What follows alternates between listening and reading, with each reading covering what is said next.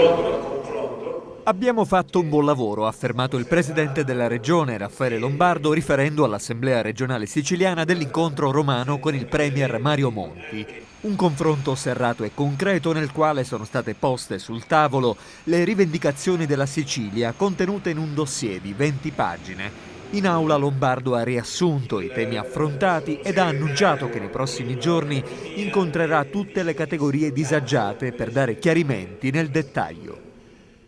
Dalla garanzia sulla vigilanza e sui controlli per la sicurezza alimentare,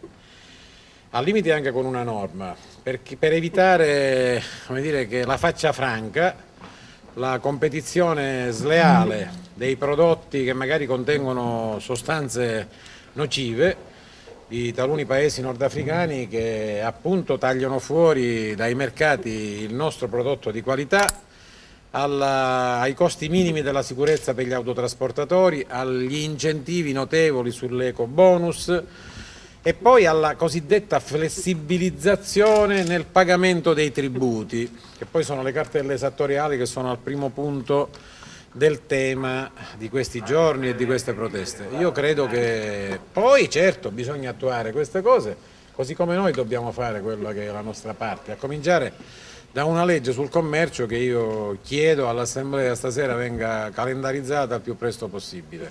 Per Lombardo il governo nazionale si è mostrato favorevole alla rateizzazione dei tributi senza ulteriori sanzioni e ha assicurato che probabilmente già nel decreto sulle liberalizzazioni sarà consentita la dilazione dei pagamenti delle cartelle esattoriali. Apertura di Monti inoltre sul fronte IMU ed anche su questo tema si è detto disponibile a non aggravare le produzioni agricole con l'ulteriore tributo. Adesso è intenzione del presidente della regione Lombardo attivare degli appositi tavoli tecnici. Riguarderanno pesca, agricoltura, pesca e trasporti, e cioè le tematiche degli agricoltori,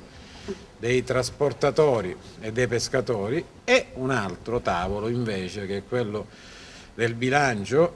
in cui una buona parte riguarda appunto la sanità e la partecipazione alla spesa sanitaria, nel cui contesto si tratterà il tema aperto da oltre un anno, sul quale abbiamo lavorato ma dobbiamo chiudere, del federalismo fiscale, nel cui contesto si tratterà delle accise petrolifere e quindi del costo della benzina.